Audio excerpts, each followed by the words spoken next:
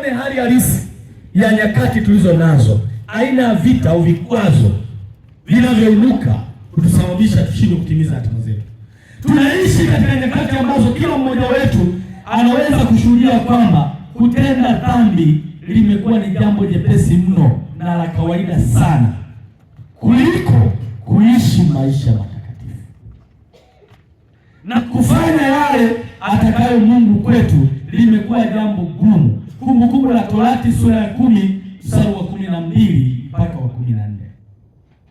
Lakini Mika 6 mstari wa 8. Ninakutajia maandiko, utasoma kwa utulivu ili tukimbie kidogo. Yaani nyakati tulizo nazo imefika mahali watu kutenda dhambi imekuwa kitu cha kawaida mno. Yaani watu hawana hofu, anatenda dhambi lakini na kwenye principle yumo, wala hana wasiwasi. Ni nyakati ambazo tunazo, ni majira ambayo hayo yamesababisha watu wanashindwa kufikia hatima zao. Mimi nataka nimwambie wanakasa, Mungu habadiliki. Biblia inasema yeye ni yeye yule jana na leo na hata. Hakuna Mungu wa fashion. Hakuna wokovu wa fashion. Leo nyakati za leo watu wameokoka, yaani ni vitu vya kawaida sana. Eti anatembea just a sister. Anatembea na mnani amemshika mdada just a sister. Hivi kweli? Kweli? Just a sister. Unatembea namna hii. Hasa Tataemi hatukubaliani nalo, mratibu wetu wa mkoa hakubaliani nalo. Sisi tunataka watu waliobeba agano, wamekaa sawasawa na Mungu wao.